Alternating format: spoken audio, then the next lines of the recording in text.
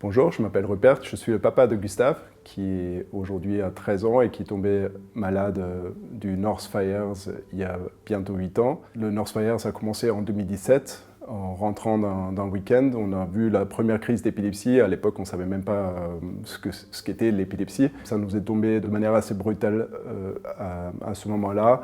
On a été hospitalisé pendant 2 mois. Gustave était dans un coma qui était assez difficile, évidemment, à vivre pour tout le monde. Et il est sorti de ce coma avec des séquelles très lourdes qui ont endommagé son cerveau, et depuis il vit avec ces séquelles, un handicap, différents types d'handicap, et une épilepsie chronique qui reste très sévère et qui a radicalement changé le quotidien de nous parents, mais aussi de sa grande sœur et de son frère, parce que on vit avec des chutes, on vit avec des troubles cognitifs, on vit avec l'épilepsie qui empêche de faire des choses qui paraissent à d'autres enfants normales, comme aller à l'école, comme aller à la piscine, comme faire du vélo. C'est des choses qui sont pas, que nous on vit, mais qu'on a aussi rencontré chez d'autres parents, d'autres familles de l'association paratonnerre avec lesquelles, heureusement, on a pu se réunir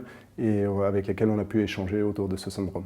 Alors pour nous, en tant que parents, comme je disais, c'est très difficile de vivre avec cette maladie. C'est surtout difficile pour Gustave. Donc la recherche est évidemment notre seul espoir aujourd'hui pour en sortir. Aujourd'hui, on connaît encore beaucoup trop peu de choses sur ce syndrome, sur son fonctionnement, d'où il vient, par quel mécanisme il se déclenche. On sait, grâce à la recherche qui a été menée par différents chercheurs, qu'il y a des éléments neurologiques et des éléments potentiellement immunologiques, mais on ne connaît pas en détail comment tout ça joue ensemble.